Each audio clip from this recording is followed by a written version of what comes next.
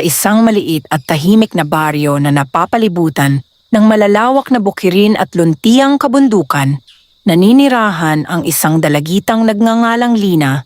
17 taong gulang pa lamang siya, ngunit marami na siyang naranasang hirap sa buhay.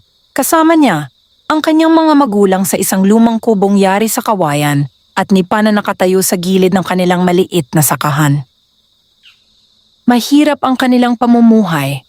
Ang ama niyang si Mang Tano ay isang masipag na magsasaka na araw-araw na nagtatrabaho sa bukid mula madaling araw hanggang dapit hapon. Ang kanyang ina namang si Aling Rosa ay nag-aalaga ng ilang manok at nagtatanim ng gulay sa likod ng kanilang bahay upang may madagdag sa kanilang pagkain. Sa kabila ng kanilang sipag, madalas pa ring kulang ang kanilang kinikita. Ilang taon nang hindi maganda ang ani sa kanilang lugar. Minsan ay sinasalanta ng tagtuyot ang mga tanim at kung hindi naman ay malalakas na bagyo ang sumisira sa mga pananim bago pa man ito maani.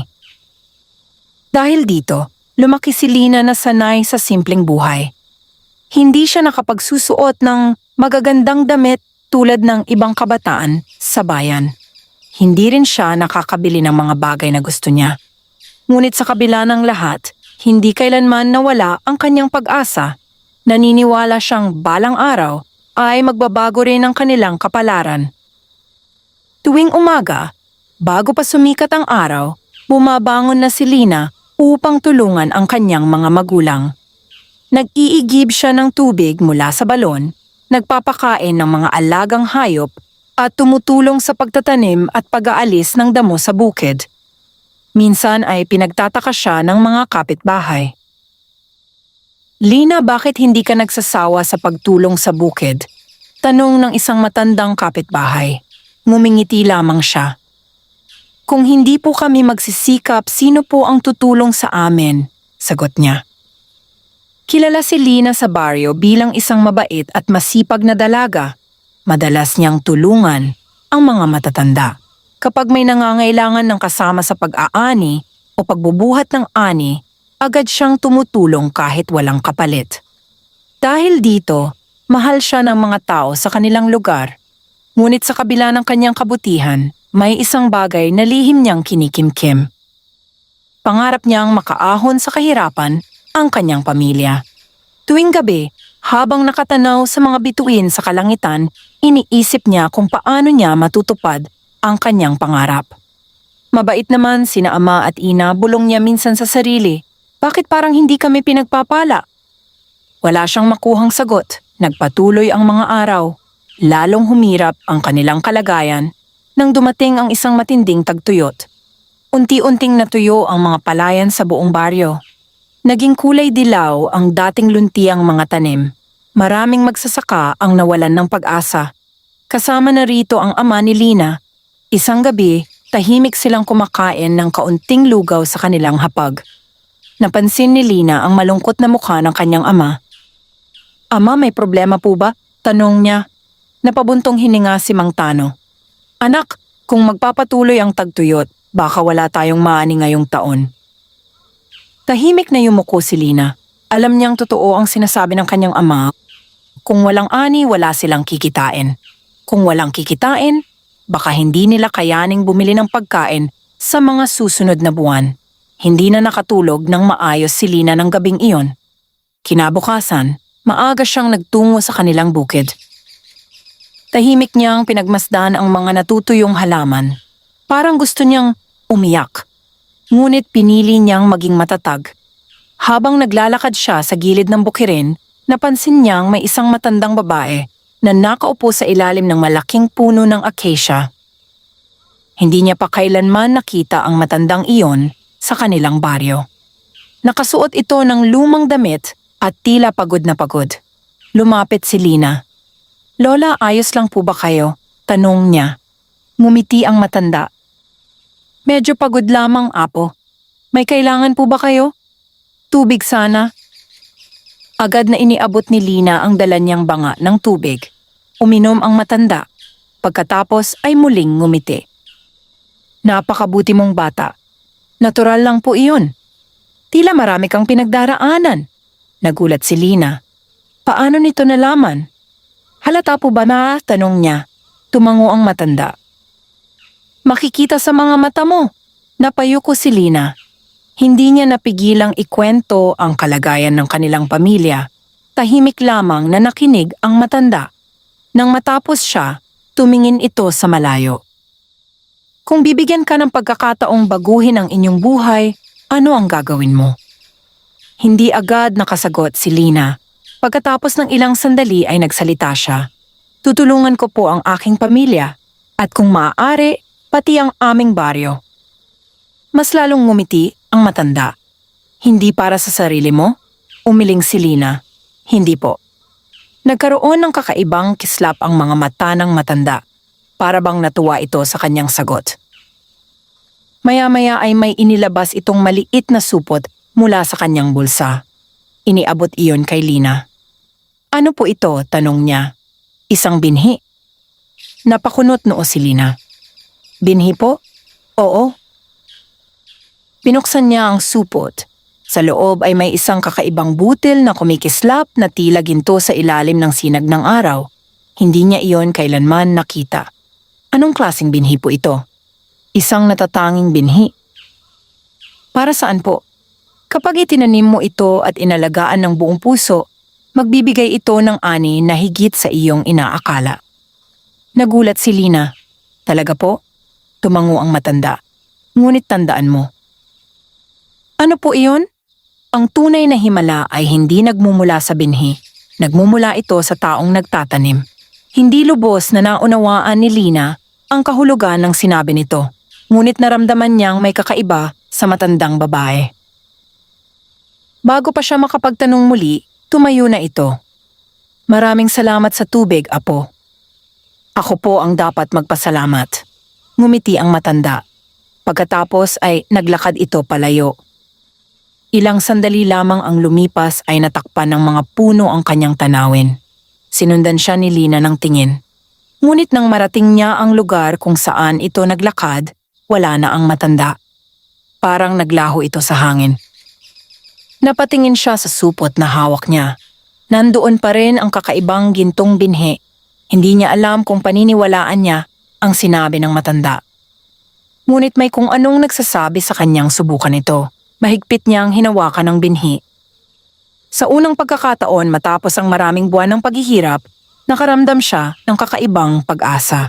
At hindi niya alam na ang maliit na binhing hawak niya ay magiging simula ng pinakamalaking pagbabago sa kanyang buhay, sa kanyang pamilya at sa buong baryong kanyang kinagisnan. Kinagabihan, habang tahimik na naghahapunan ang pamilya ni Lina, hindi mawala sa kanyang isip ang kakaibang binhing ibinigay ng matandang babae. Ilang ulit niya itong inilabas mula sa maliit na supot at pinagmasdan sa ilalim ng liwanag ng lampara. Kumikislap pa rin ito na tila isang maliit na piraso ng ginto. Napansin iyon ni Aling Rosa. Ano iyang hawak mo, Lina? Tanong niya. Dahan-dahang inilapag ni Lina ang supot sa mesa. Ito po ay ibinigay sa akin ng isang matandang babae kanina sa bukid. Nagkatinginan ng kanyang mga magulang. Anong babae? Tanong ni Mang Tano. Isinalaysay ni Lina ang lahat ng nangyari mula sa pagkikita nila hanggang sa mga salitang binitiwan ng matanda. Tahimik na nakinig ang dalawa. Nang matapos siya, bahagyang ngumiti si Aling Rosa. Marahil ay mabuting tao lamang siya. Ngunit napakamot ng ulo si Mang Tano. Mahirap paniwalaan na may binhing kayang magbigay ng himala. Tumango si Lina. Ako rin po ay hindi sigurado, pero gusto ko pong subukan. Natahimik ang ama niya. Alam nitong wala namang mawawala kung susubukan nila. Kung ganoon, itanim natin, sagot nito. Napangiti si Lina. Maagang maaga pa lamang kinabukasan ay nagtungo sila sa isang maliit na bahagi ng kanilang bukid na hindi pa gaanong natutuyo. Hindi ito kalakihan. Isang maliit na piraso lamang ng lupa sa gilid ng kanilang sakahan. Maingat na hinukay ni Lina ang lupa. Pagkatapos ay inilagay niya ang gintong binhi. Tinabunan niya ito ng malambot na lupa at dinilig ng kaunting tubig. Habang ginagawa niya iyon, tahimik siyang nanalangin. Hindi para sa kayamanan. Hindi para sa sarili niyang kagustuhan, kundi para sa kanyang pamilya. Nais lamang niyang magkaroon sila ng mas magandang buhay. Lumipas ang mga araw. Patuloy pa rin ang matinding tagtuyot. Maraming pananim sa baryo ang tuluyang nalanta. Maraming magsasaka ang nawalan ng pag-asa, ngunit araw-araw pa ring dinadalaw ni Lina ang lugar kung saan niya itinanim ang binhi. Dinidiligan niya ito gamit ang tubig na iniigib niya mula sa balon. Minsan ay pinagtatawanan siya ng ilang tao. Lina, nagsasayang ka lang ng oras, sabi ng isang magsasaka. Wala nang tutubo sa lupang iyan. Ngunit hindi siya pinanghinaan ng loob. Patuloy siyang nagtiwala. Lumipas ang isang linggo. Wala pa ring tumutubo. Lumipas ang ikalawang linggo. Wala pa ring pagbabago. Maging si Mang Tano ay nagsimulang mawalan ng pag-asa. Anak, sabi nito isang gabi, baka ordinaryong binhi lamang iyon. Ngunit umiling si Lina. Maghihintay pa po ako. Hindi niya maipaliwanag kung bakit. Ngunit may kakaibang pakiramdam siyang nagsasabing huwag sumuko. Kaya kinabukasan ay muli siyang nagtungo sa bukid. Pagdating niya roon, agad siyang natigilan. May maliit na berdeng usbong na nakausli mula sa lupa. Nanlaki ang kanyang mga mata. Hindi siya makapaniwala. Mabilis siyang lumuhod upang tingnan ito ng mabuti. Totoo nga, may tumubong halaman. Napangiti siya ng napakalawak. Parang nabawasan ang lahat ng kanyang pagod. Mabilis siyang tumakbo pa uwi. Ama, ina, sigaw niya. Lumabas ang kanyang mga magulang. Ano yun? Tumutubo na po. Agad silang nagtungo sa bukid. Pagkakita nila sa maliit na usbong ay nagulat din sila. Hindi iyon pangkaraniwang halaman. Ang mga dahon nito ay may bahagyang gintong kislap kapag nasisinagan ng araw. Ngayon lang ako nakakita ng ganitong halaman, bulong ni Mang Tano. Mula noon ay lalo pang pinagbutihan ni Lina ang pag-aalaga rito. Araw-araw niya itong dinidiligan. Inaalis niya ang mga damo sa paligid nito. Pinoprotektahan niya ito laban sa mga insektong maaaring sumira rito. Habang lumilipas ang panahon, mabilis na lumalaki ang halaman. Mas mabilis pa kaysa sa karaniwang mais. Sa loob lamang ng ilang linggo, halos doble na ang taas nito kumpara sa ibang tanim. Nagsimulang mapansin ito ng mga taga-baryo. Isa-isang dumadalaw ang mga tao upang tingnan ang kakaibang halaman. Napakaganda naman nito. Parang may liwanag ang mga dahon. Anong klaseng mais kaya ito? Maraming nagtatanong ngunit wala ni isa mang may sagot. Maging si Lina ay hindi rin alam. Alam lamang niya na kailangan niya itong alagaan. Makalipas ang isang buwan, lalo pang naging kahanga-hanga ang halaman. Lumaki ito ng lampas sa karaniwang taas ng mais. Matitibay ang tangkay nito, masisigla ang mga dahon. At kahit patuloy ang tagtuyot sa paligid, tila hindi ito naaapektuhan. Para bang may sarili itong lakas. Isang hapon, habang nagdidilig si Lina, may napansin siyang kakaiba. Sa gitna ng halaman ay nagsisimula ng lumitaw ang mga bunga, ngunit hindi tulad ng ordinaryong mais. Ang bawat butil na nabubuo ay may maningning na kulay na tila ginto. Hindi makapaniwala si Lina sa kanyang nakita. Tinawag niya ang kanyang mga magulang. Nang makita nila iyon, ay napangangarin sila. Hindi ito normal, bulong ni Aling Rosite. Ngunit napakaganda. Sa mga sumunod na araw, mabilis na kumalat sa buong baryo ang balita tungkol sa mahiwagang tanim ni Lina. May mga taong humanga, may mga taong nagtaka, ngunit mayroon ding mga nagsimulang mainggit. Isa na rito si Don Arturo, ang pinakamayamang may-ari ng lupa sa kanilang lugar. Kilala siya bilang isang tao na gustong mapasa kanya ang anumang bagay na maaaring magbigay ng malaking pakinabang. Nang marinig niya ang tungkol sa gintong ani ni Lina, agad siyang naging interesado. Mahiwagang mais? Tanong niya sa kanyang katiwala. Opo, Don Arturo. At may kulay ginto raw? Opo. Napaisip ang matanda. Pagkatapos ay ngumiti, isang ngiting hindi nagustuhan ng kanyang mga tauhan. Kung ganoon, sabi niya, gusto kong makita ang halamang iyan. Sa kabilang banda, Walang kamalay-malay si Lina sa mga balak ng mayamang Panginoong may lupa. Ang tanging nasa isip niya ay ang pag-aalaga sa kanyang tanim. Hindi niya alam na habang papalapit ang panahon ng pag-aani, mas malalaking pagsubok ang naghihintay sa kanya at ang mahiwagang binhi ay malapit ng magbunyag ng lihim na kayang magpabago sa kapalaran ng buong baryo. Lumipas ang mga linggo at patuloy na lumaki ang mahiwagang halaman sa bukid ni Lina. Habang ang karamihan sa mga pananim sa baryo ay nananatiling tuyot at nanghihina dahil sa matinding init, ang halamang nagmula sa gintong binhi ay lalo pang sumisigla. Araw-araw itong dinadalaw ng mga tao. May mga magsasakang napapailing sa pagtataka. May mga batang napapangiti sa tuwing nakikita nilang kumikislap ang mga dahon nito sa ilalim ng araw. At mayroon ding mga matatandang nagsasabing baka ito ay isang biyayang ipinadala upang tulungan ang baryo. Ngunit si Lina ay nanatiling mapagkumbaba. Hindi niya ipinagmalaki ang halaman. Patuloy lamang niya itong inalagaan gaya ng ginagawa niya mula nang ito ay itanim. Isang umaga, habang sumisikat ang araw, napansin niyang tila mas matingkad ang kulay ng mga bunga ng mais. Lumapit siya upang tingnan. Nanlaki ang kanyang mga mata. Ang mga butil ay ganap ng nabuo. Ang bawat isa ay kumikinang na tila purong ginto. Hindi lamang iyon, mas malalaki rin ang mga ito kaysa sa karaniwang butil ng mais. Tinawag niya agad ang kanyang mga magulang. Mabilis na dumating sina Mang Tano at Aling Rosa. Pagkakita nila sa mga bunga ay hindi sila agad nakapagsalita. Hindi pa sila kailanman nakakita ng ganoon kagandang ani. Parang may liwanag na nagmumula sa bawat butil. Handa na itong anihin, bulong ni Mang Tano. Napangiti si Lina. Sa wakas, dumating na rin ang araw na matagal nilang hinihintay. Maingat nilang inani ang mga bunga. Hindi sila nagmamadali.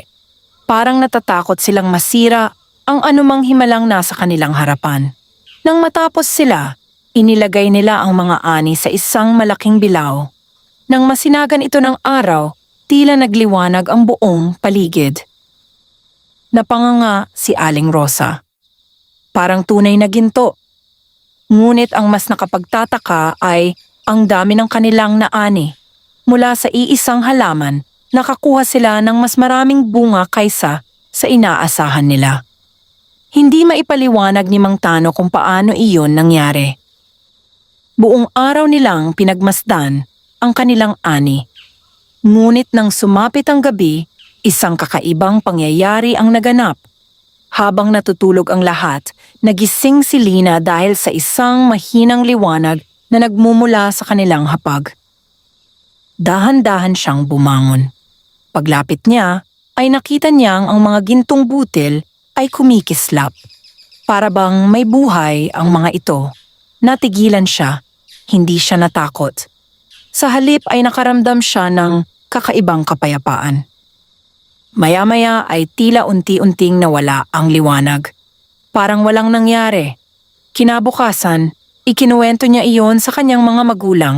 Nagkatinginan, sina Mang Tano at Aling Rosa. Hindi nila alam kung ano ang sasabihin. Habang pinag-uusapan nila ito, may dumating na mga bisita. Ilang magsasaka mula sa baryo. Nais nilang makita ang ani. Pinayagan sila ni Lina. Nang makita ng mga magsasaka ang mga gintong butil, hindi nila maitago ang kanilang paghanga. Napakaganda. Parang himala talaga. Ngayon lang ako nakakita ng ganito. Ngunit habang masayang nag-uusap ang mga tao, may isang karwaheng huminto sa harap ng kanilang bahay. Bumaba rito si Don Arturo. Kasama ang ilan niyang tauhan, agad na tumahimik ang mga tao. Kilala ng lahat ang mayamang Panginoong may lupa. Dahan-dahang lumapit si Don Arturo. Pinagmasdan niya ang mga gintong ani. Makikita sa kanyang mga mata ang matinding pagnanasa. Napakagandang ani, sabi niya. Maraming salamat po, magalang na sagot ni Lina. Ngumiti si Don Arturo. Magkano ang gusto mo? Nagulat si Lina. Po? Bibilhin ko ang lahat ng yan. Nagkatinginan ang pamilya. Hindi nila inaasahan ang alok. Hindi pa po namin napag-iisipan, sagot ni Mang Tano. Ngunit hindi agad umatras si Don Arturo. Babayaran ko ng 10 beses ang karaniwang halaga ng mais. Napabulong ang mga tao sa paligid. Napakalaking halaga niyon, sapat upang makaahon sa kahirapan ang isang pamilya. Ngunit hindi agad sumagot si Lina. Naalala niya ang mga salita ng matandang babae. Ang tunay na himala ay hindi nagmumula sa binhi. Nagmumula ito sa taong nagtatanim. Pakiramdam niya ay may mas mahalagang dahilan kung bakit niya natanggap ang binhing iyon. Pasensya na po, sabi niya. Ngunit hindi ko pa po nais ibenta ang lahat. Naglaho ang ngiti ni Don Arturo. Ayaw mong ibenta? Opo. Bakit? Nais ko pong malaman muna kung ano talaga ang halaga nito. Bahagyang kumunot ang noo ng mayaman. Hindi siya sanay na tinatanggihan, lalo na ng isang mahirap na magsasaka. Ngunit pinilit niyang ngumiti. Kung magbabago ang isip mo, sabihin mo lamang sa akin, tumango si Lina. Pagkatapos ay umalis si Don Arturo kasama ang kanyang mga tauhan. Ngunit habang papalayo ang karwahe, hindi maganda ang ekspresyon sa kanyang mukha. Maliwanag na hindi siya nasiyahan. Kinagabihan, muling pinag-usapan ng pamilya ang nangyari. Ano kaya ang gagawin natin? Tanong ni Aling Rosa. Hindi ko rin po alam, sagot ni Lina. Tama lamang ang ginawa mo, sabi ni Mang Tano. Hindi natin dapat madaliin ang desisyon. Lumipas ang ilang araw. Nagpasya si Lina na magtabi ng ilan sa mga butil upang itanim muli. Nais niyang malaman kung tutubo rin ba ang mga ito tulad ng unang binhi. Maingat niyang pinili ang pinakamagagandang butil. Pagkatapos ay itinanim niya ang mga ito sa isang bahagi ng bukid. Araw-araw niya itong binantayan at makalipas lamang ang ilang araw, nagsimulang tumubo ang mga bagong halaman. Ngunit mas nakagugulat ang sumunod na pangyayari. Ang lupang dating tuyot at halos wala ng buhay ay unti-unting naging mas mataba. Muling naging luntian ang paligid. Ang mga pananim na malapit sa mahiwagang mga usbong ay nagsimulang sumigla. Parang may lakas na kumakalat mula sa mga ito. Nang makita iyon ng mga magsasaka, lalo silang namangha. Marami ang nagsimulang umasa. Baka ito na nga ang biyayang makatutulong sa kanilang baryo. Ngunit habang lumalaki ang pag-asa ng mga tao, lumalaki rin ang kasakiman sa puso ni Don Arturo. Mula sa kanyang malaking bahay, patuloy niyang minamasdan ang mga nangyayari. At habang nakatanaw siya sa malayo, may nabuo ng plano sa kanyang isip. Isang planong maaaring magdulot ng malaking panganib kay Lina at sa mahiwagang binhi ng gintong ani. Pagkatapos ng pagdating ni Don Arturo sa bahay ni Lina, naging usap-usapan sa buong baryo ang mahiwagang gintong ani. Araw-araw ay may mga taong dumadalaw upang makita ang kakaibang mga butil at ang mga bagong halamang tumutubo mula rito. Habang ang mga magsasaka ay nakakaramdam ng pag-asa, may isang taong lalong nababalot ng kasakiman. Si Don Arturo. Sa loob ng kanyang malaking mansyon, tahimik siyang nakaupo sa kanyang malawak na balkonahe. Nakatanaw siya sa malalayong bukirin habang iniisip ang mga nakita niyang gintong ani. Hindi niya maalis iyon sa kanyang isip. Sa buong buhay niya ay marami na siyang naipong kayamanan. Marami siyang lupain, marami siyang mga tauhan. Ngunit para sa kanya, hindi pa rin sapat ang lahat ng iyon. Palagi siyang naghahangad ng higit pa. Hindi maaaring manatili lamang sa kanila ang ganoong kayamanang binhi, bulong niya sa sarili. Makalipas ang ilang sandali ay ipinatawag niya ang kanyang katiwalang si Bruno. Agad naman itong dumating. Ano po ang inyong utos, Don Arturo? May nalaman ka na ba tungkol sa binhi ni Lina? Opo, wala pong nakaalam kung saan ito nanggaling. Napakunot noo si Don Arturo. Imposible. Ngunit iyon po ang katotohanan. Tahimik siyang nag-isip. Pagkatapos ay tumayo siya. Kung hindi nila ibebenta sa akin ang binhi, hahanapan natin ng ibang paraan. Nagulat si Bruno. Ano pong ibig ninyong sabihin? Hindi agad sumagot si Don Arturo. Ngumiti lamang siya ng bahagya. Isang ngiting nagbigay ng kaba sa kanyang katiwala. Samantala sa kabilang panig ng baryo, abala si Lina sa pag-aalaga ng mga bagong tanim. Masigla ang kanyang kalooban nang makita niyang mabilis na lumalago ang mga ito. Hindi lamang iyon, napansin din niyang ang mga pananim ng kanilang mga kapitbahay na malapit sa kanyang bukid ay nagsimulang gumanda. Mas luntian ang mga dahon, mas malusog ang mga tangkay, mas mabilis ang paglaki. Hindi nagtagal ay napansin din ito ng mga magsasaka. Parang may himalang nangyayari, sabi ng isa. Matagal nang hindi naging ganito kasigla ang ating mga tanim, sabi naman ng isa pa. Dahil dito, lalong gumaan ang loob ng mga tao. Muling nabuhay ang pag-asa sa baryo. Ngunit hindi lahat ay masaya. May ilang tao na nagsimulang mainggit kay Lina. Isa na rito si Rogelio, isang magsasakang matagal nang nainggit sa anumang tagumpay ng iba.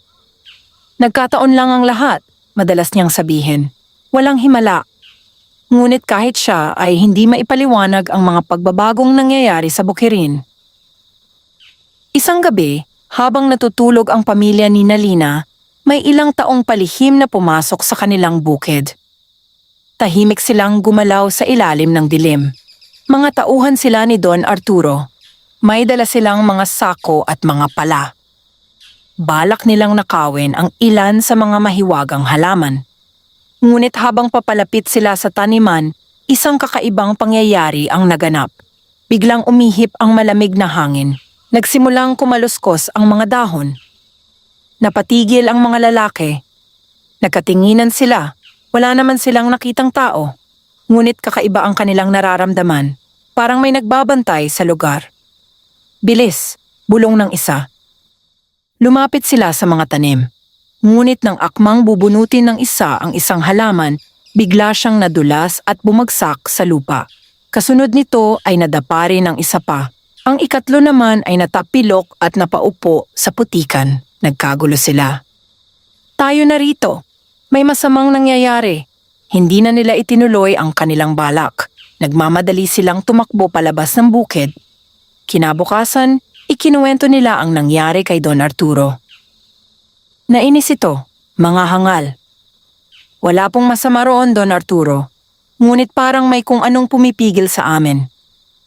Hindi naniwala ang mayaman. Para sa kanya ay mga dahilan lamang iyon ng kanyang mga tauhan.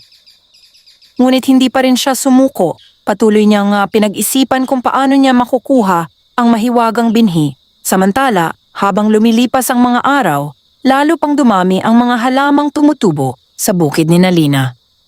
Unti-unti nilang pinalawak ang kanilang taniman. At sa bawat bagong halamang lumalago, tila mas sumisigla rin ang lupa sa paligid. Maging ang maliliit na batis na dati ay halos natutuyo na, ay nagsimulang magkaroon muli ng sapat na tubig. Nagulat ang mga taga-baryo. Maraming nagsabing tila bumabalik ang sigla ng kalikasan.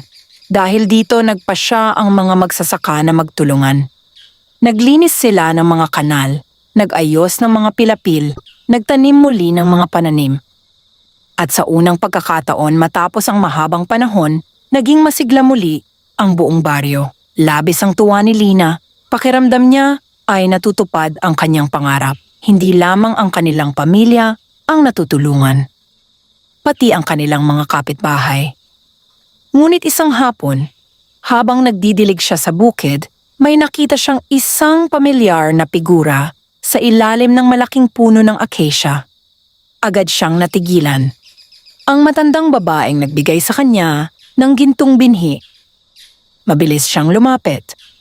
"Lola," umiti ang matanda. "Kamusta ka, Lina? Marami po akong gustong itanong." Umupo ang matanda sa ilalim ng puno. At ganoon din si Lina. "Lola, ano po ba talaga ang binhing ibinigay ninyo?" Tahimik na tumingin ang matanda sa malalayong bukirin. "Isang biyaya. Ngunit bakit po sa akin ninyo ibinigay?" Ngumiti ito.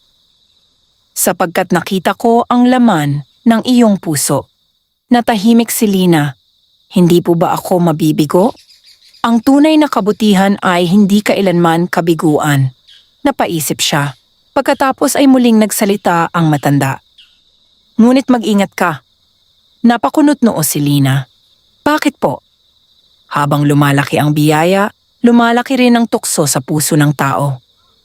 Biglang naalala ni Lina si Don Arturo. Parang may malamig na hanging dumaan sa kanyang dibdib. May masama po bang mangyayari? Hindi agad sumagot ang matanda. Sa halip ay tumingin ito sa kanya ng may pag-aalala. Darating ang panahon na susubukin ang iyong katapatan, kabaitan at katapangan. Paano ko po haharapin iyon? Piliin mo lamang palagi ang tama. Iyon lamang ang sinabi ng matanda. Makalipas ang ilang sandali ay tumayo ito. Aalis na po ba kayo? Tanong ni Lina. Tumango ang matanda. Ngunit muli tayong magkikita. Ngumiti ito bago dahan-dahang naglakad palayo. Tulad ng unang pagkakataon, nang mawala ito sa likod ng mga puno, ay tila naglaho na naman ito. Naiwan si Lina na puno ng tanong. Ngunit isa lamang ang malinaw sa kanyang isip. May paparating na pagsubok. At hindi iyon magiging madali. Habang papalubog ang araw sa likod ng kabundukan, isang bagong plano ang binubuo ni Don Arturo. Isang mas mapanganib na plano kaysa sa nauna. At sa pagkakataong ito, determinado siyang makuha ang mahiwagang binhi anuman ang maging kapalit. Mula nang muling magpakita ang matandang babae kay Lina, hindi na nawala sa kanyang isip ang mga babalang iniwan nito. Bagaman patuloy na umuunlad ang kanilang bukid at nagiging masagana ang buhay ng mga tao sa baryo, ramdam niya na may paparating na pagsubok. Gayunman, hindi niya hinayaang madaig siya ng takot. Araw-araw ay ipinagpatuloy niya ang kanyang gawain. Kasama ang kanyang mga magulang, maaga silang nagtutungo sa bukid upang alagaan ang mga tanim na nagmula sa mahiwagang binhi. Habang lumalawak ang kanilang taniman, lalo ring dumarami ang kanilang ani. Hindi lamang sapat para sa kanilang pamilya ang kanilang nakukuha. Nakakapagbahagi na rin sila sa mga kapitbahay na nahihirapan pa ring makabangon mula sa nakaraang tagtuyot. Madalas na mamigay si Lina ng mga butil ng mais sa mga pamilyang walang makain. Sa tuwing ginagawa niya iyon, natutuwa ang kanyang mga magulang. Hindi ka nagbago kahit umuunlad na tayo, sabi ni Aling Rosa isang araw. Ngumiti lamang si Lina. Mas alam ko po ang pakiramdam ng nagugutom dahil naranasan din natin iyon. Lalong minahal si Lina ng mga taga-baryo dahil sa kanyang kabutihan. Ngunit habang tumataas ang paghanga ng mga tao sa kanya, lalo namang tumitindi ang galit at inggit sa puso ni Don Arturo. Hindi niya matanggap na ang isang simpleng dalagita ay nagkakaroon ng impluwensya sa buong baryo. Pakiramdam niya ay nawawala ang pagtingin at paggalang ng mga tao sa kanya. Isang gabi, ipinatawag niyang muli ang kanyang katiwalang si Bruno. Ano na ang balita? Tanong niya. Patuloy pong lumalago ang taniman ni Lina. At ang mga tao? Halos lahat po ay humahanga sa kanya. Lalong kumunot ang noo ni Don Arturo. Hindi maaari iyon. Tahimik siyang nag-isip. Pagkatapos ay nagsalita siya. Kung hindi natin makukuha ang binhi, sisirain natin ang kanilang pagtitiwala. Nagulat si Bruno. Paano po? Magpakalat ng balita. Anong balita? Sabihin mong may sumpa ang mga gintong ani. Napatingin si Bruno sa kanyang amo. Hindi niya gusto ang plano ngunit wala siyang magagawa. Kinabukasan, nagsimulang kumalat ang mga tsismis sa baryo. May nagsasabing hindi normal ang mga ani ni Lina. May nagsasabing baka ito ay gawa ng mahika. May nagsasabing baka may kapalit na masamang mangyayari. Unti-unting nagkaroon ng pagdududa ang ilang tao. Narinig ni Lina ang mga usap-usapan, ngunit hindi siya nagalit. Nalungkot lamang siya. Hindi niya maintindihan kung bakit may mga taong gustong sirain ang isang bagay na nakatutulong naman sa lahat. Makalipas ang ilang araw, isang matandang magsasaka ang lumapit sa kanya. Lina, totoo bang may sumpa ang iyong mga tanim? Nagulat siya. Hindi po. Sigurado ka ba? Opo. Ang nais lamang po ng mga tanim na ito ay magbigay ng masaganang ani. Tumango ang matanda. Naniniwala ako sa iyo. Unti-unti ring nalaman ng mga tao na walang katotohanan ang mga tsismis. wala namang masamang nangyayari. Sa halip, patuloy pang gumaganda ang kanilang mga bukirin dahil dito nabigo ang unang plano ni Don Arturo. Ngunit hindi siya tumigil. Isang gabi, lihim niyang ipinatawag ang ilan sa kanyang mga tauhan. "May bago tayong gagawin," sabi niya. "Handa po kami. Pupunta kayo sa bukid ni Nalina. Ano po ang gagawin namin? Sirain ninyo ang kanilang mga tanim." Nagkatinginan ang mga tauhan. Hindi sila komportable sa utos ngunit hindi nila ito masalungat. Nang sumapit ang hating gabi, nagtungo sila sa bukid. Tahimik silang lumapit sa mga taniman. Ngunit muli, may kakaibang nangyari. Habang papalapit sila sa mga halamang nagmula sa gintong binhi, biglang lumakas ang hangin. Nagkagulo ang mga dahon, nagmistulang may bumubulong sa paligid, nangamba ang mga tauhan. Bigla ring nagdilim ang kalangitan kahit maliwanag ang buwan, ilang sandali lamang ang nakalipas. "Tama na," sabi ng isa. "Hindi maganda ito." Ngunit ipinagpatuloy pa rin ng kanilang pinuno ang paglapit. Hinawakan niya ang isa sa mga halaman. Kaagad siyang napabitaw. Parang may kakaibang init siyang naramdaman. Hindi ito nakapasok ngunit sapat upang siya ay matakot. "Umalis na tayo," sigaw niya. Nagmamadali silang tumakbo pabalik sa mansyon. Kinabukasan muli nilang ikinuwento kay Don Arturo ang nangyari. Labis itong nagalit. "Wala kayong silbi." Ngunit sa kaibuturan ng kanyang isip, nagsimula na rin siyang magtaka. Bakit tila may puwersang nagpoprotekta sa mga tanim ni Lina? Samantala sa baryo, may isa pang magandang pangyayari. Dahil sa siglang ibinibigay ng mahiwagang mga tanim sa lupa, naging masagana rin ang ani ng ibang magsasaka. Muling napuno ng luntian ang mga bukirin. Nagsimula ring dumaloy ng mas malakas ang tubig sa mga sapa. Naging mas masaya ang buong baryo. Nagkaroon ng mga pagtitipon at pasasalamat ang mga tao. At sa gitna ng lahat ng iyon, si Lina ay nanatiling mapagkumbaba. Ngunit isang hapon, habang siya ay naglalakad pauwi mula sa bukid, may isang batang lalaki ang lumapit sa kanya. Hingal na hingal ito. "Ate Lina, ano yon? May kakaibang nangyari sa may lumang burol." Napakunot noo si Lina. "Anong nangyari?" "May nakita pong liwanag dun kagabi." Natigilan si Lina. Ang lumang burol ay isang lugar na bihirang puntahan ng mga tao. Maraming kwento ang umiikot tungkol dito. May ilan pang nagsasabing may nakatagong lihim sa ilalim nito. Hindi niya alam kung bakit, ngunit nakaramdam siya ng kakaibang pananabik. Parang may tumatawag sa kanya upang puntahan ang lugar. At hindi niya alam na ang lihim na nakatago sa lumang burol ay may kaugnayan sa pinagmulan ng mahiwagang binhi ng gintong ani. Hindi mapakali si Lina matapos niyang marinig ang kwento tungkol sa kakaibang liwanag na nakita sa lumang burol. Buong gabi niya itong inisip habang nakahiga sa kanilang kubo. Matagal ng bahagi ng mga alamat sa baryo ang lumang burol. Ayon sa mga matatanda, mayroon daw itong itinatagong lihim na hindi pa kailanman natutuklasan ng sinuman. May mga nagsasabing may nakatagong kayamanan doon. Ang iba naman ay naniniwalang tahanan iyon ng mga nilalang na hindi nakikita ng karaniwang tao, ngunit walang nakatitiyak kung alin ang totoo. Kinabukasan, maagang nagising si Lina. Pagkatapos tumulong sa mga gawaing bahay, nagpaalam siya sa kanyang mga magulang. "Ama, Ina, pupunta lamang po ako sa lumang burol." Nagulat ang dalawa. "Sa lumang burol?" tanong ni Aling Rosa. "Opo." "Bakit naman?" Ikinuwento ni Lina ang tungkol sa liwanag na nakita roon. Nag-aalala si Mang Tano. "Mag-ingat ka, anak. Marami ng kwento tungkol sa lugar na iyon." Tumango si Lina. "Mag-iingat po ako." Pagkatapos ay nagsimula na siyang maglakad. Mula sa kanilang baryo ay halos 1 oras ang layo ng lumang burol. Dinaanan niya ang mga bukirin, maliliit na sapa at makakapal na puno bago niya narating ang lugar. Tahimik ang paligid. Tanging huni ng mga ibon at pagaspas ng hangin ang maririnig. Habang papalapit siya sa tuktok ng burol, May napansin siyang kakaiba.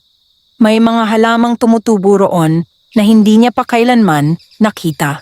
Mas matingkad ang kulay ng mga dahon nito at tila may bahagyang kislap kapag natatamaan ng sikat ng araw.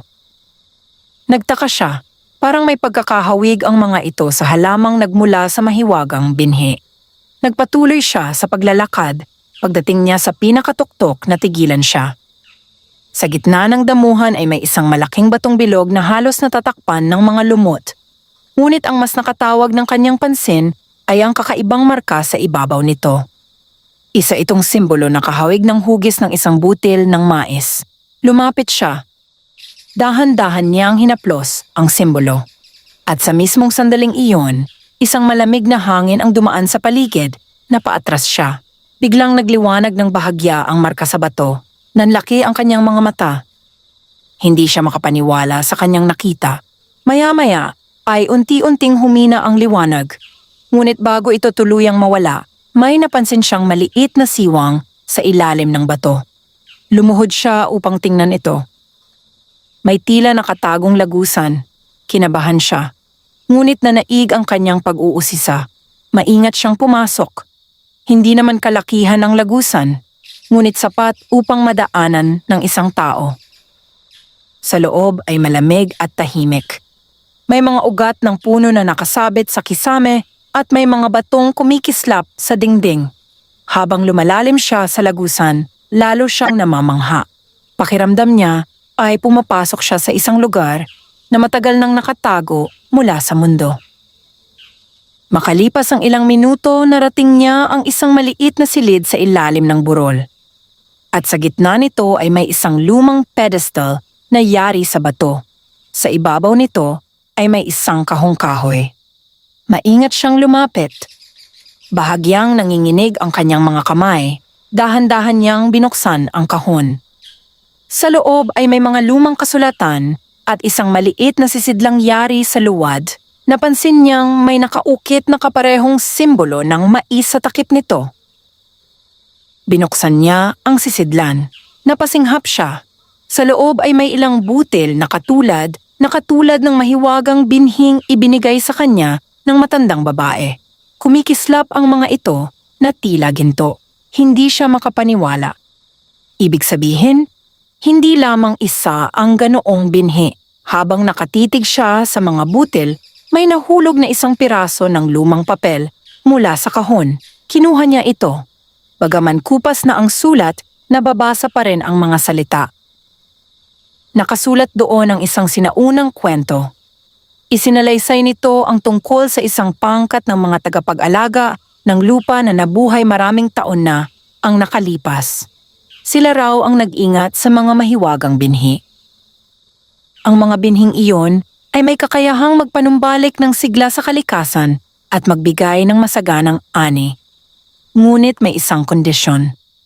Tanging mga taong may mabuting puso at walang kasakiman ang maaring magpalago ng kanilang tunay na kapangyarihan. Kung mapupunta raw ang mga binhi sa taong sakim, mawawala ang kanilang biyaya. Matagal na nakatitig si Lina sa mga salita. Unti-unti niyang naunawaan kung bakit siya pinili ng matandang babae. Hindi dahil siya ang pinakamatalino o pinakamalakas, kundi dahil pinili niyang tumulong sa iba kahit siya mismo ay naghihirap. Napangiti siya, ngunit bigla siyang nakarinig ng yabag. Nanggaling iyon sa bungad ng lagusan. Mabilis siyang napalingon. May paparating. Lumakas ang kabog ng kanyang dibdib. Hindi niya alam kung sino iyon. Tahimik siyang nagtago sa likod ng isang malaking bato. Maya-maya ay may pumasok na tao sa silid. At nang makita niya ang mukha nito, nanlaki ang kanyang mga mata. Si Bruno. Ang katiwala ni Don Arturo. Palihim itong nagmamasid sa paligid. Parang may hinahanap. Napagtanto ni Lina na hindi lamang siya ang nakatuklas sa lihim ng lumang burol. At kung malaman ni Don Arturo ang tungkol sa mga natitirang mahiwagang binhi, tiyak na gagawin nito ang lahat upang mapasakamay ang mga iyon. Tahimik na humigpit ang hawak ni Lina sa sisidlan. Alam niyang nagsisimula pa lamang ang mas malaking laban. At ang lihim na matagal nang nakatago sa ilalim ng lumang burol ay maaaring maging susi sa kapalaran ng buong baryo. Nanatiling nakatago si Lina sa likod ng malaking bato habang pinagmamasdan si Bruno sa loob ng lihim na silid sa ilalim ng lumang burol. Mabilis ang tibok ng kanyang puso. Mahigpit niyang yakap ang sisidlang naglalaman ng mga mahiwagang binhi. Hindi niya alam kung paano nalaman ni Bruno ang tungkol sa lugar na iyon. Ngunit isang bagay ang malinaw sa kanya. Kapag nakuha ni Don Arturo ang mga binhing iyon, maaaring mapahamak ang lahat. Tahimik na naglibot si Bruno sa silid. Isa-isang sinuri ang mga dingding at ang lumang pedestal. Maya-maya ay nakita nito ang mga sinaunang kasulatan. Agad niya iyong pinulot. Habang binabasa ang mga lumang pahina, unti-unting lumiwanag ang kanyang mukha. Parang nakumpirma niya ang bagay na matagal na niyang hinahanap. Kung totoo ito, bulong niya, mas lalong gugustuhin ni Don Arturo ang mga binhing ito. Napalunok si Lina. Alam niyang kailangan niyang makaalis bago siya makita. Dahan-dahan siyang umatras. Iniiwasan niyang makagawa ng anumang ingay. Ngunit sa kanyang pag-atras ay may maliit na batong natapakan. Gumulong ito sa sahig. Agad na palingon si Bruno. Sino riyan? Nanlamig si Lina. Mabilis siyang yumuko at nagtago ng mabuti. Naglakad si Bruno papunta sa kanyang kinaroroonan. Lalong bumilis ang tibok ng kanyang puso. Pakiramdam niya ay maririnig ito ng lalaki. Ngunit bago pa makalapit si Bruno, may nahulog na maliit na tipak ng lupa mula sa kisame sa kabilang bahagi ng silid na palingon ang katiwala. Doon ito nagtungo upang tingnan ang pinanggalingan ng ingay. Sinamantala iyon ni Lina.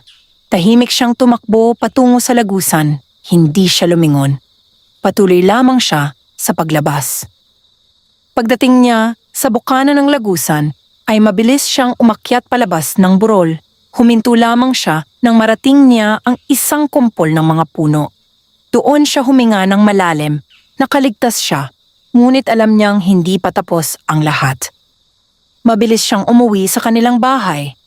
Pagdating niya, ay agad niyang ipinakita sa kanyang mga magulang ang sisidlang nakuha niya.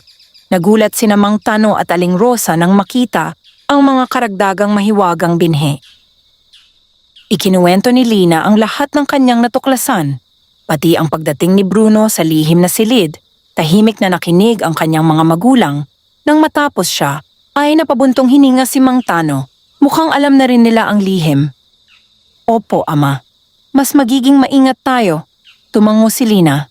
Kinagabihan ay pinag-isipan nilang mabuti kung ano ang dapat gawin. Napagkasunduan nilang huwag muna sabihin sa iba ang tungkol sa mga natuklasang binhi. Nais nilang mapangalagaan muna ang mga ito. Ngunit habang abala sila sa kanilang pag-uusap, may ibang pangyayaring nagaganap sa mansyon ni Don Arturo. Katatapos lamang magulat ni Bruno, ikinuwento niya ang lahat ng nakita sa ilalim ng lumang burol. Lalong lumiwanag ang mga mata ni Don Arturo. Kung ganoon, sabi nito, mayroon pang mas maraming binhi. Opo. At sigurado kang naroon pa ang mga iyon? Opo. Ngumiti si Don Arturo. Isang ngiting puno ng kasakiman. Sa pagkakataong ito, hindi tayo mabibigo. Kinabukasan ay lihim niyang ipinatawag ang ilan sa kanyang pinakamapagkakatiwalaang tauhan. Ipinag-utos niyang bantayan ang bawat kilos ni Lina. Hindi nila dapat hayaang makalayo ang dalagita nang hindi nila nalalaman. Lumipas ang mga araw. Napansin ni Lina na tila may mga matang nakatingin sa kanya saan man siya magpunta. Minsan ay may mga taong nakatayo sa malayo habang siya ay nagtatrabaho sa bukid. Kapag tinitingnan niya ang mga ito ay agad silang umaalis. Dahil dito ay lalo siyang naging maingat. Samantala patuloy na lumalawak ang taniman ng mahiwagang mais. Lalong naging masagana ang baryo. Maraming pamilya ang muling nagkaroon ng sapat na pagkain. Ang iba ay nakapag-ipon pa. Maging ang mga batang dati ay madalas magutom ay mas malulusog na ngayon. Tuwing nakikita iyon ni Lina, napupuno ng saya ang kanyang puso. Ngunit kasabay ng pag-unlad ng baryo ay ang paglapit ng panganib. Isang gabi, Habang natutulog ang buong pamilya, may mga aninong gumagalaw sa paligid ng kanilang bahay. Tahimik ang mga ito. Maingat. Mga tauhan sila ni Don Arturo. Palihim silang lumapit sa kamalig kung saan nakatago ang ilan sa mga ani at mga binhi. Bitbit nila ang mga sako. Balak nilang nakawin ang lahat. Dahan-dahan nilang binuksan ang pinto. Ngunit sa mismong sandaling pumasok sila, may kakaibang nangyari. Biglang umihip ang malakas na hangin. Bumukas at sumara ang mga bintana ng kamalig. Nagulat ang mga lalaki. Kasabay nito ay nagliwanag ng bahagya ang mga sako ng mahiwagang binhi. Parang may ginintuang sinag na lumabas mula sa mga ito. Napaatras ang mga tauhan. Hindi nila maipaliwanag ang kanilang nararamdaman. Parang may hindi nakikitang puwersang nagtatanggol sa mga binhi. Natakot sila. Isa-isa silang tumakbo palabas ng kamalig. Nagmamadaling umalis sa lugar. Kinabukasan, natagpuan ni Lina ang bakas ng mga paa sa paligid ng kamalig. Agad niyang naunawaan ang nangyari. May nagtangkang magnakaw. Hindi niya alam kung sino, ngunit malakas ang kanyang hinala. Nang sumapit ang hapon, muli siyang nagtungo sa ilalim ng puno ng acacia kung saan niya unang nakita ang matandang babae. Umaasa siyang muli niya itong makikita. At hindi siya nabigo. Naroon nga ang matanda. Tahimik na nakaupo habang nakatanaw sa malalayong bukirin. Lumapit si Lina. "Lola," ngumiti ang matanda. "Alam ko kung bakit ka narito." "Natatakot po ako para sa mga binhi," tumango ito. Dumarami na ang mga taong naghahangad na mapasaka nila ang biyaya. "Ano po ang dapat kong gawin?" Tahimik na tumingin ang matanda sa kanya. Pagkatapos ay nagsalita. "Hindi mo maaaring bantayan ang mga binhi habang buhay." Napaisip si Lina. Kung ganoon po, ang tunay na kayamanan ay hindi dapat itinatago. Nagulat siya. "Hindi ko po naiintindihan." "Darating ang panahon na kailangan mong magpasya kung para kanino talaga ang biyayang natanggap mo." Natahimik si Lina. Malalim ang kahulugan ng mga salita ng matanda. At habang iniisip niya iyon, hindi niya alam na sa mansyon ni Don Arturo ay may binubuong mas malaking plano. Isang planong hindi lamang para magnakaw ng mga binhi, kundi upang tuluyang angkinin ang lahat ng lupang pinagyayaman ng mahiwagang ani. Lumipas ang ilang araw matapos makausap ni Lina ang matandang babae sa ilalim ng puno ng acacia. Patuloy niyang iniisip ang mga salitang binitiwan nito. Ang tunay na kayamanan ay hindi dapat itinatago.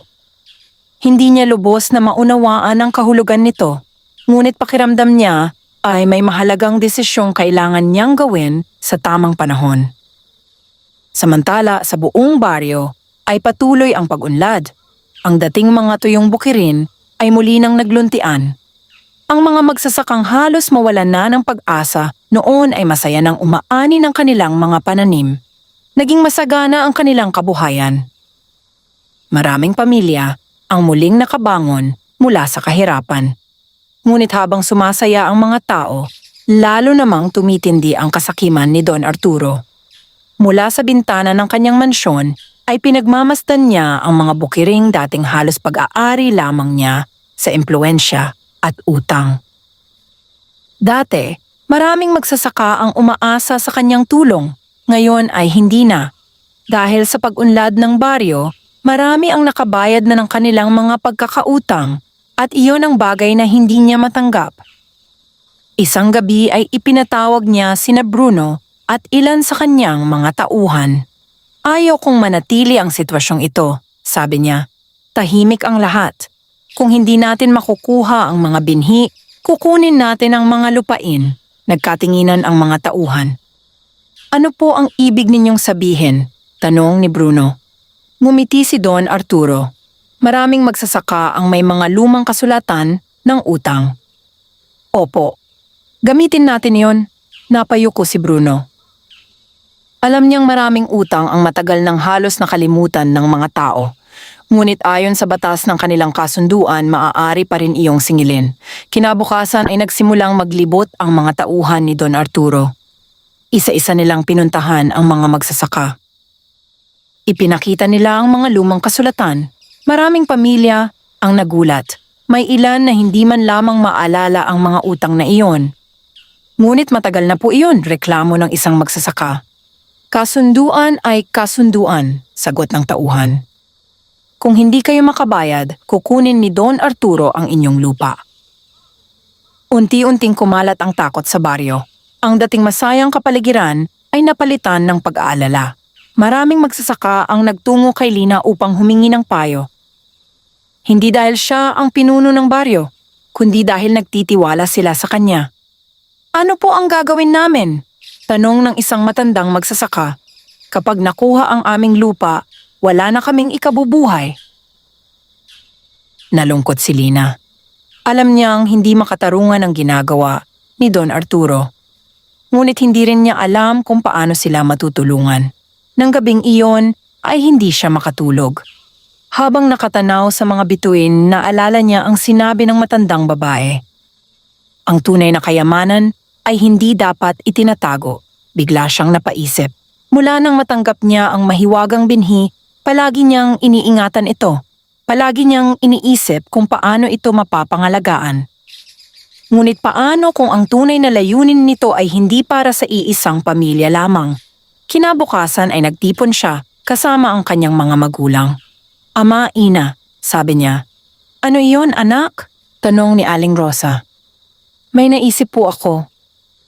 Tahimik silang nakinig. Nais kong ibahagi ang mga binhi sa mga magsasaka. Nagulat ang dalawa. Sigurado ka ba? Tanong ni Mang Tano. Opo. Napakahalaga ng mga iyon. Mas magiging mahalaga po ang mga iyon kung mas maraming tao ang makikinabang. Napangiti si Aling Rosa. Nakita niya ang kabutihang taglay ng kanyang anak at alam niyang iyon din marahil ang dahilan kung bakit ito pinagkatiwalaan ng mahiwagang biyaya. Makalipas ang ilang araw ay nagdaos si Lina ng pagtitipon sa baryo. Dumalo ang maraming magsasaka. Nagulat sila nang ipahayag niya ang kanyang desisyon. Bibigyan ko kayo ng mga binhi, sabi niya. Natahimik ang lahat. Hindi lamang para sa inyong mga bukid, kundi para sa kinabukasan ng ating baryo. Marami ang napaluha. Hindi nila inaasahan ang ganoong kabutihan. Isa-isang tumanggap ng mga binhi ang mga magsasaka. At nangako silang aalagaan ang mga ito ng mabuti. Hindi nagtagal ay nagsimula silang magtanim. Lumipas ang mga linggo. Muli na namang nangyari ang himala. Tumubo ang mga halaman. Lumago ang mga tanim. At muling naging masagana ang mga bukirin. Mas mabilis pa kaysa dati ang pag-unlad ng baryo. Dahil dito maraming magsasaka ang nakabayad sa kanilang mga pagkakautang. Unti-unting nabigo ang plano ni Don Arturo. Labis niya itong ikinagalit. Hindi maaari! Sigaw niya habang binabasa ang mga ulat ni Bruno. Bakit hindi pa rin sila bumabagsak? Dahil po sa mga binhing ipinamahagi ni Lina, sagot ni Bruno. Namutla sa galit si Don Arturo. Sa unang pagkakataon, naramdaman niyang nawawala ang kanyang kapangyarihan. At dahil sa kanyang galit, nakaisip siya ng isang mapanganib na hakbang. Kung ganoon, sabi niya habang nakatingin sa malayo, kukuhanin ko mismo ang pinagmulan ng mga binhing iyon. Napakunot noo si Bruno. Ang lumang burol? Oo. Ngunit mapanganib po iyon. Wala akong pakialam. Nagningning ang mga mata ni Don Arturo. Kapag nasa akin na ang lahat ng natitirang binhi, ako lamang ang magdidikta kung sino ang yayaman at kung sino ang maghihirap. Sa kabilang banda, walang kamalay-malay ang mga taga-baryo sa bagong balak ng mayamang Panginoong may lupa. Abala sila sa kanilang mga taniman. Masaya silang nakikitang umuunlad ang kanilang buhay. Ngunit sa gitna ng kanilang pag-asa, isang bagong panganib ang unti-unting lumalapit. At sa pagkakataong ito, hindi lamang mga binhi ang nakataya, kundi ang mismong lihim na pinagmulan ng biyayang nagpabago sa kanilang kapalaran. Mabilis na kumalat sa buong baryo ang magandang balita tungkol sa mga binhing ipinamahagi ni Lina. Sa bawat bukiring natataniman ng mahiwagang mais, muling sumisigla ang lupa at lumalago ang mga pananim ng higit sa inaasahan ng mga magsasaka. Dahil dito, lalo pang umunlad ang kanilang pamayanan. Ang mga pamilyang dati ay hirap na hirap makahanap ng pagkain ay nagkaroon ng sapat na ani. Ang mga batang dating payat at sakitin ay naging malulusog. Ang mga magsasaka ay nagkaroon ng pag-asa para sa kanilang kinabukasan. Ngunit habang sumasagana ang baryo, lalong dumidilim ang puso ni Don Arturo. Hindi niya matanggap na nawawala sa kanya ang impluwensya at kapangyarihan na matagal niyang hawak. Para sa kanya, ang biyayang dapat sana ay napunta sa kanyang mga kamay ay napunta sa isang simpleng dalagita. At iyon ang bagay na hindi niya kayang tanggapin. Isang gabi, lihim niyang ipinatawag si Bruno. Naroon din ang ilan niyang mga tauhan. Nakaupo si Don Arturo sa malaking mesa habang nakatingin sa lumang mapa ng baryo.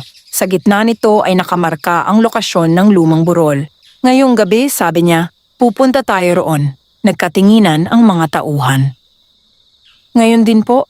Tanong ni Bruno. Oo. Hindi po ba natin pag-aaralan muna ang lugar? Umiling si Don Arturo. Sapat na ang ating nalalaman. Tahimik na yumuko si Bruno. Alam niyang wala nang makapipigil sa kanyang amo. Nang sumapit ang hating gabi, nagtungo sila sa lumang burol. Madilim ang paligid.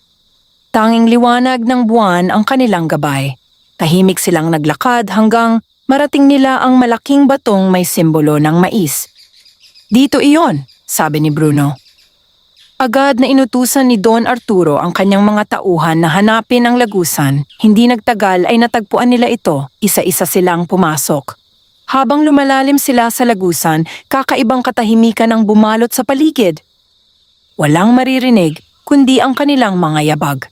Ngunit habang papalapit sila sa lihim na silid, nagsimulang umihip ang malamig na hangin. Napatingin ang mga tauhan sa isa't isa, may kakaiba silang nararamdaman. Parang may nagbabantay sa lugar. Ngunit hindi pinansin ni Don Arturo ang kanilang pangamba. Pagdating nila sa silid, agad niyang nakita ang lumang pedestal. Ngunit wala na roon ang sisidlang natagpuan ni Lina. Nagngit-ngit siya sa galit. Huli na tayo, sigaw niya. Ngunit habang sinusuri niya ang paligid, may napansin siyang isa pang bahagi ng dingding. May nakaukit na sinaunang mga simbolo. Lumapit siya. Sa gitna ng mga ukit ay may nakasulat na mensahe. Bagaman luma na ang mga titik, nabasa pa rin niya ang kahulugan. Ang biyaya ng lupa ay para sa lahat. Ang sinumang maghangad na ariin ito para sa sarili ay mawawalan ng anumang kayaman ng kanyang hawak. Napangisi si Don Arturo. Mga lumang pananakot lamang. Pagkatapos ay hinampas niya ang dingding gamit ang kanyang tungkod. Sa mismong sandaling iyon, umalingaw-ngaw ang malakas na ugong sa loob ng lagusan. Napatigil ang lahat. Biglang nagsimulang manginig ang lupa. Don Arturo! Sigaw ni Bruno. Ngunit huli na. May mga batong nagsimulang mahulog mula sa kisame. Nagkagulo ang mga tauhan. Mabilis silang tumakbo palabas. Habang nagmamadaling lumabas, nadapa si Don Arturo. Nahulog ang kanyang tungkod. Tinangka niya itong abutin ngunit patuloy ang pagbagsak ng mga bato. Napilitan siyang iwan ito. Makalipas ang ilang minuto ay nakalabas din sila. Pagdating nila sa labas, bumagsak ang isang bahagi ng lagusan. Tuluyan itong natabunan. Hingal na hingal silang lahat. Ngunit higit sa takot ang naramdaman ni Don Arturo. Galit. Matinding galit. Pakiramdam niya ay pinagkaitan siya ng bagay na matagal na niyang minimithi. Sa kabilang banda, kinabukasan ay nalaman ni Lina ang nangyari. May mga nakakita sa grupo ni Don Arturo na papunta sa lumang burol noong gabi. Nang marinig niya ang balita, agad siyang nagtungo roon, kasama ang kanyang ama. Pagdating nila ay nakita nilang bahagyang gumuhunga ang bahagi ng burol. Ngunit kakaiba ang kanilang napansin. Sa paligid ng lugar ay may mga bagong halamang tumutubo. Maliit pa lamang ang mga ito, ngunit kapansin-pansin ang kanilang gintong kislap. Parang may bagong buhay na isinilang mula sa lupa. Napangiti si Lina. Pakiramdam niya ay may mensaheng nais ipaunawa ang kalikasan. Hindi maaaring ikulong ang biyaya sa iisang lugar. Palagi itong hahanap ng paraan upang lumago at maibahagi. Samantala, sa mga sumunod na linggo, nagsimulang magbago ang buhay ni Don Arturo. Isa-isa siyang iniwan ng ilang kasosyo sa negosyo. Marami sa kanyang mga taniman ang hindi naging maganda ang ani. Ang ilan niyang tauhan ay naghahanap ng ibang mapapasukan. Unti-unting nabawasan ang kanyang kayamanan. Hindi ito nangyari sa isang iglap, ngunit sapat upang mapansin niya ang malaking pagbabago. Sa unang pagkakataon sa kanyang buhay, nakaramdam siya ng pangamba. Samantala lalo namang umunlad ang baryo. Dahil sa pagtutulungan ng mga tao at sa biyayang dala ng mga mahiwagang binhi, naging masagana ang kanilang pamayanan. Ngunit sa puso ni Lina, alam niyang hindi pa tapos ang kanyang paglalakbay. May isang bagay pa siyang kailangang maunawaan. Sino nga ba talaga ang matandang babaeng nagbigay sa kanya ng unang binhi? At bakit siya ang napiling tumanggap ng napakahalagang biyaya? Habang iniisip niya iyon, hindi niya alam na malapit na niyang matuklasan ang pinakadakilang lihim sa likod ng gintong ani. Lumipas ang ilang buwan matapos ang nangyari sa Lumang Burol. Ang dating tahimik at naghihirap na baryo ay naging isang masigla at maunlad na pamayanan. Ang mga bukiring minsang natuyo dahil sa tagtuyot ay muli nang naging luntian. Ang mga magsasaka ay masaya ng umaani ng kanilang mga pananim at ang mga pamilya ay hindi na nangangambang magutom. Dahil sa mga mahiwagang binhing ipinamahagi ni Lina, natutunan ng mga tao ang kahalagahan ng pagtutulungan. Hindi na sila nagkakanya-kanya. Kapag may nangangailangan ng tulong sa pagtatanim, sama-samang tumutulong ang mga kapitbahay. Kapag may pamilya namang nagkaroon ng problema, agad silang nagkakaisa upang magbigay ng suporta. Ang dating baryong puno ng pag-aalala ay napalitan ng pag-asa. At sa gitna ng pagbabagong iyon ay nanatiling simple si Lina. Patuloy pa rin siyang gumigising ng maaga upang magtrabaho sa bukid kasama ang kanyang mga magulang. Hindi siya naghangad ng kapangyarihan. Hindi rin niya itinuring ang sarili bilang espesyal. Para sa kanya, isa lamang siyang karaniwang anak ng magsasaka na nabigyan ng pagkakataong makatulong sa iba. Ngunit may isang tanong na hindi pa rin mawala sa kanyang isip. Sino nga talaga ang matandang babaeng nagbigay sa kanya ng unang binhi? Isang hapon, habang naglalakad siya sa bukid, napansin niyang tila mas maliwanag kaysa karaniwan ang sikat ng araw. Kasabay nito ay may malamig na hanging dumaan sa paligid. Napahinto siya. May kakaiba siyang naramdaman. Parang may tumatawag sa kanya. Hindi niya alam kung bakit, ngunit kusa siyang napadako sa ilalim ng matandang puno ng acacia. Ang parehong lugar kung saan niya unang nakilala ang matandang babae. Pagdating niya roon ay natigilan siya. Naroon muli ang matanda. Tahimik itong nakaupo habang nakatanaw sa malalayong bukirin. Napangiti si Lina. "Lola," dahan-dahang lumingon ang matanda. Ngumiti rin ito. "Matagal-tagal din bago tayo muling nagkita." "Opo." Umupo si Lina sa tabi nito. Sandaling natahimik ang dalawa. Pinagmamasdan nila ang malalawak na bukiring sumasayaw sa hangin. Napakaganda ng tanawin. Mga bukiring minsang halos mawalan ng buhay. Ngayon ay puno na ng kasaganaan. "Lola sabi ni Lina pagkaraan ng ilang sandali. "Oh? Marami po akong gustong itanong. Alam ko. Sino po ba talaga kayo?" Ngumiti ang matanda. Hindi ito agad sumagot. Sa halip ay tumingin muna ito sa malayo. Pagkatapos ay nagsalita. "Ako ay isa lamang tagapagbantay." "Tagapagbantay?" "Oo." "No alin po?" "Ng mga biyayang hindi dapat mapunta sa maling kamay." Napaisip si Lina. "Kayong po ba ang nagbantay sa mga mahiwagang binhi?" Tumango ang matanda. "Sa loob ng napakahabang panahon." Nagulat si Lina. "Napakahabang panahon?" Ngunit bago pa siya makapagtanong muli ay nagsalita ang matanda. Maraming tao ang naghangad na mapasakan nila ang mga binhi. Katulad ni Don Arturo? Oo. Tapos bakit po ako ang pinili ninyo? Napatingin ang matanda sa kanya, punong-puno ng kabaitan ang kanyang mga mata. Sapagkat noong araw na magkita tayo, hindi mo ako tinulungan dahil may kapalit. Natahimik si Lina. Tinulungan mo ang isang estranghero kahit wala kang kasiguruhan na may maibibigay siyang kapalit. Tahimik siyang nakinig. Maraming tao ang naghahangad ng biyaya. Ngunit kakaunti ang handang magbahagi nito. Napayo ko si Lina.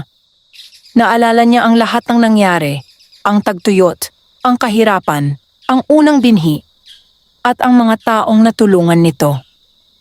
Hindi po ako perpekto, mahina niyang sabi. Hindi iyon ang hinahanap ng biyaya, napatingin siya sa matanda. Kung hindi po isang mabuting puso. Napangiti si Lina, maya-maya ay tumayo ang matanda. Aalis na po ba kayo? Tanong niya. Tumango ito. Natapos na ang aking tungkulin. Biglang nakaramdam ng lungkot si Lina. Magkikita pa po ba tayo? Ngumiti ang matanda. Kapag kailangan na muli ng lupa ang isang tagapagbantay. Pagkatapos ay dahan-dahan itong naglakad palayo. Tulad ng mga naunang pagkakataon, tila natunaw ang kanyang anyo sa sinag ng araw. At nang mawala ito sa likod ng mga puno, hindi na ito muling nakita ni Lina. Tahimik siyang naiwan sa ilalim ng puno ng acacia. Ngunit sa pagkakataong iyon, hindi na siya nalilito. Nauunawaan na niya ang lahat. Ang tunay na himala ay hindi ang mahiwagang binhi, hindi rin ang gintong ani, hindi ang masaganang bukirin. Hindi ang kayamanang maaaring makuha mula rito. Ang tunay na himala ay ang kabutihang kayang magpalago ng pag-asa sa puso ng tao. Iyon ang dahilan kung bakit nabigo si Don Arturo. At iyon din ang dahilan kung bakit nagtagumpay si Lina. Lumipas pa ang maraming taon, naging isa si Lina sa pinakaginagalang na magsasaka sa kanilang lalawigan. Ngunit hindi dahil sa dami ng kanyang ani, kundi dahil sa kanyang kabutihan. Patuloy niyang itinuro sa mga kabataan ang kahalagahan ng sipag, katapatan at pagtutulungan. Patuloy niyang ibinahagi ang mga biyayang natanggap niya. At habang lumilipas ang panahon, ang mga binhi ng gintong ani ay kumalat sa maraming bukirin. Ngunit higit pa sa mga butil ng mais ang kanilang naipamana. Naipamana rin nila ang aral na ang tunay na kayamanan ay hindi sinusukat sa dami ng ari-arian, kundi sa dami ng kabutihang na ibabahagi sa kapwa. At sa bawat pagindayog ng mga gintong mais sa ilalim ng sikat ng araw, nananatiling buhay ang kwento ng isang dalagitang nagngangalang Lina. Isang dalagitang pinili ng biyaya dahil sa kanyang mabuting puso. At isang dalagitang nagpatunay na ang pinakamayamang tao ay hindi ang may pinakamaraming kayamanan, kundi ang taong marunong magbahagi nito. Wakas.